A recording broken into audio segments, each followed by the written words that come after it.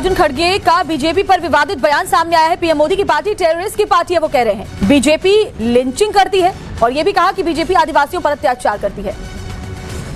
ये टेररिस्ट की पार्टी है, लिंचिंग करते हैं, मारते हैं, शेड्यूल कास्ट के लोगों के मुंह में पेशाब करते हैं। खड़गे जी, आजकल सुरेंद्र भाई इतना गुस्से में क्यों रहते हैं? हाल में वो उनकी तबीयत खराब हो गई तब भी बोले मोदी जी को हटाए बिना मरूंगा नहीं। आज फिर बीजेपी को आतंकियों की पार्टी कह रही है। क्रिया की प्रतिक्रिया तो होती ही है, आपको मालूम। जब इस भाषा का इस्तेमाल किया जाएगा तो हमारे घर का बड़ा भी जवाब तो देगा, इसको तो कोई दो राय नहीं है, जवाब देगा।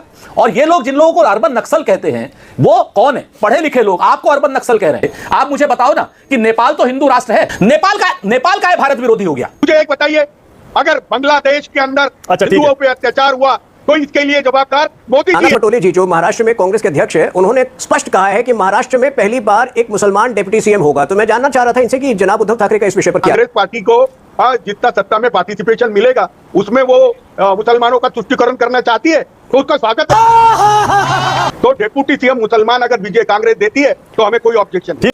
जय श्री राम दोस्तों, एक वापस से नए डिबेट वीडियो में आप सभी का स्वागत कर रहा हूं। मेरा नाम है गौरव और आप देख रहे हो गोलू रिएक्शन टीवी। दोस्तों आज का वीडियो बहुत ही ज़्यादा धमाकेदार होने जा रहा है। आप सभी से रिक्वेस्ट है वीडियो को लास्ट तक जरूर देखिएगा।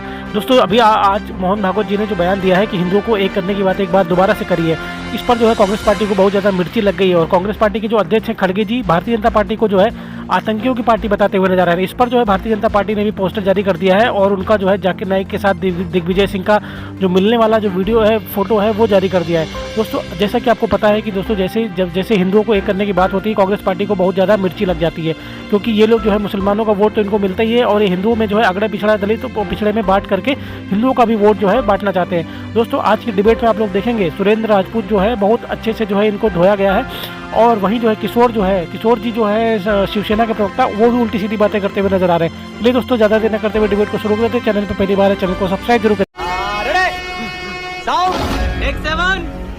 सुरेंद्र राजपूत आप ही से शुरू कर रहा हूं। अरे भाई ये खड़गे जी, आजकल सुरेंद्र भाई इतना गुस्से में क्यों रहते हैं? हाल में वो उनकी तबीयत खराब हो गई तब भी बोले मोदी जी को हटाए बिना मरूंगा नहीं। आज फिर बीजेपी को आतंकियों की पार्टी कह रहे हैं। इतना गुस्सा मानक भाई, क्रिया की प्रतिक्रिया तो होती ही है, आपको मालूम ही है। बहुत हम तो सीधी बात करते हैं। आप हमें बताओ ईमानदारी से, हम लोग देशद्रोही हैं? हम लोग अर्बन नक्सल हैं? हम कौन हैं? हमने तो कभी नहीं कहा भारतीय जनता पार्टी क्या नाम आते हैं वो है देश विरोधी पार्टी है। लेकिन जब हमें कहा जाएगा तो हम क्या करेंगे, क्या कहेंगे? आप बताइए हमें। प्रधानमंत्री जी हमें कहते हैं अर्बन नक्सल हैं। साहब ये देश विरोधी ताकतों के साथ मिले हुए हैं। क्या ऐसा संभव है कि हिंदुस्तान का कोई आदमी, कोई जिम्मेवार पद पर आदमी देश विरोधी ताकतों के साथ मिला हुआ हो? किस तरीके की ओछी भाषा का इस्तेमाल करते हैं प्रधानमंत्री जी, आपने भी देखा।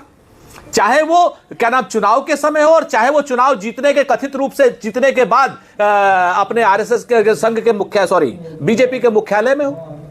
जब इस भाषा का इस्तेमाल किया जाएगा तो हमारे घर का बड़ा भी जवाब तो देगा, इसको तो कोई दो राय नहीं है, जवाब देगा। और ये लोग जिन लोगों को अर्बन नक्सल कहते हैं वो कौन है? पढ़े लिखे लोग आपको अर्बन नक्सल कह रहे हैं।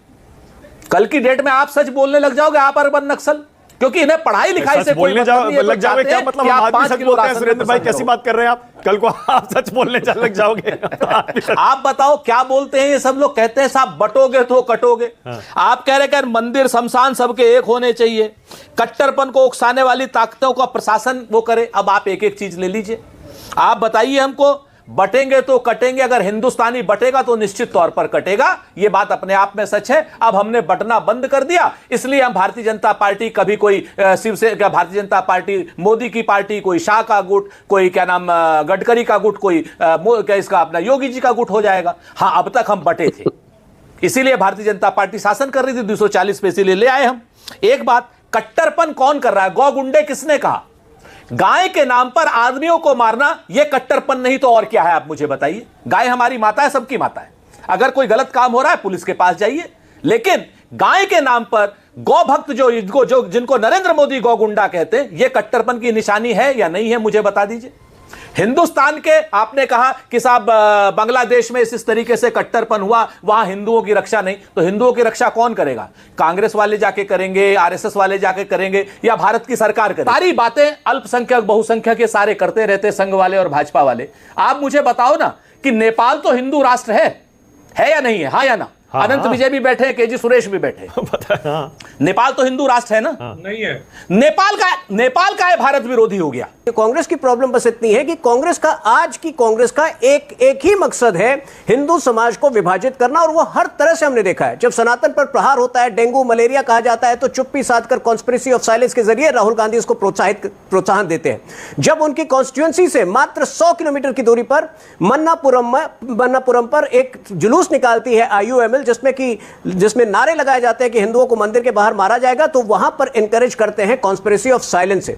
जब वो विदेश जाते हैं तो सिखों को भड़काते हैं, कहते हैं कि आपको भारत में गुरुद्वारा नहीं। तो इस प्रकार की विभाजनकारी मानसिकता जिस पार्टी की आज हो, निश्चित रूप से हर वो ऑर्गेनाइजेशन जो देश को एकजुट रखना चाहे, वो उस ऑर्गेनाइजेशन को अपना शत्रु मानेगी। लेकिन कांग्रेस को यह समझ में भी नहीं आता कि जो आरएसएस का विरोध इस प्रकार से आरएसएस से नफरत कर सकती है, वो आरएसएस से ही नहीं, वो देश से नफरत करती है। और आज कांग्रेस पार्टी, यह सत्य है कि देश के विरुद्ध वो सोचना शुरू कर दिया और देश के विरुद्ध वो काम। सुरेंद्र राजपूत, जवाब दीजिएगा। ये हिंदुओं की जाति तो आपको सारी जातियां पता है, मुसलमानों की जाति पर कभी नहीं बोलते। हिंदू समाज को क्यों बांटना चाहते हैं जाति के आधार पर? मुस्लिमों की जातियों के बारे में क्यों नहीं बोलते?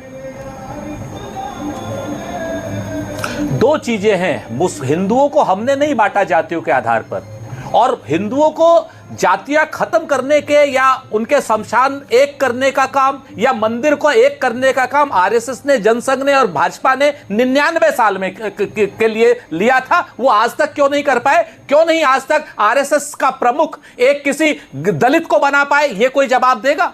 क्यों नहीं ये लोग भारतीय जनता पार्टी का प्रमुख कोई चुन पाए, किसी महिला को बना पाए? ये कोई जवाब देगा? क्यों भारतीय जनता पार्टी ने मात्र एक दलित को अध्यक्ष बनाया और उसको भी 1 लाख रुपए की घूस में अंदर कर दिया? और क्यों मोहन भागवत जी ने आरक्षण का विरोध किया? और क्यों भारतीय जनता पार्टी के जो पितृ संगठन है जनसंघ और आरएसएस ने क्या नाम संविधान का विरोध किया और तिरंगे को जलाया? ये कोई जवाब? मोहन भागवत जी कहते हैं कि हिंदू ऐसे तकलीफ में है, हिंदुओं ने एक रहना चाहिए। तो 10 साल में बीजेपी ने क्या किया, इस पर भी बात होनी चाहिए। आप ही बताइए ना किशोर जी, आप ही बताइए। फिर बीजेपी के अलावा सबसे बड़ी हिंदूवादी पार्टी तो आपकी रही है ना, आप ही बता दीजिए। बाल ठाकरे के नाम पर आज बोल दीजिए, कह दीजिए हिंदुओं को एकजुट नहीं रहना चाहिए, जातियों के आधार पर अलग अलग जाना चाहिए, बोल दीजिए।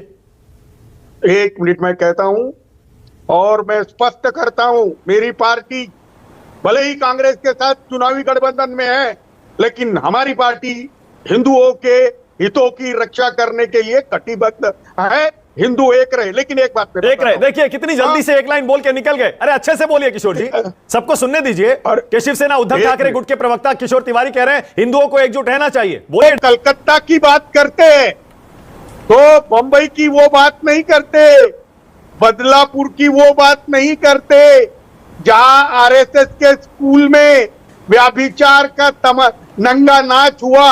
ये सिलेक्टिव क्यों है? मुझे एक बताइए। अगर बांग्लादेश के अंदर हिंदुओं पे अत्याचार हुआ तो इसके लिए जवाबदार मोदी जी है। ठीक है किशोर जी, मोदी जी के वजह से। किशोर जी आज का दिन देखिए, आज का दिन बड़ा अहम दिन है। जरा बता दीजिए आप भी आरएसएस के बारे में, संघ प्रमुख के बारे में आपकी राय क्या है? आरएसएस यह हिंदुओं के हितों में काम करने वाला पक्ष है और आरएसएस के बारे में हमें कोई ज्यादा खिला चिकवा नहीं है। हमको तो मोदी शाह से गिला चिकवा बहुत है। बढ़िया। ये अडानी और अंबानी को लेके बैठे। नाना पटोले जी जो महाराष्ट्र में कांग्रेस के अध्यक्ष है, उन्होंने स्पष्ट कहा है कि महाराष्ट्र में पहली बार एक मुसलमान डिप्टी सीएम होगा। तो मैं जानना चाह रहा था इनसे कि जनाब उद्धव ठाकरे का इस विषय पर क्या राय है? बोलिए किशोर जी। हाँ, नहीं तो ही बहुत अच्छा बोले आपने। क्या मुसलमान ने डिप्टी सीएम नहीं रहना चाहिए? और वो कह रहे हैं कि मुसलमान ने रहना चाहिए, तो इसमें गिला शिकवा क्या है? तुम हिंदुओं उद्धव जी पूरा समर्थन कर रहे हैं, मतलब मैं वही जानना चाह रहा था। अरे भाई देखो, कांग्रेस पार्टी को जितना सत्ता में पार्टिसिपेशन मिलेगा उसमें वो मुसलमानों का तुष्टीकरण करना चाहती है, तो उसका स्वागत है।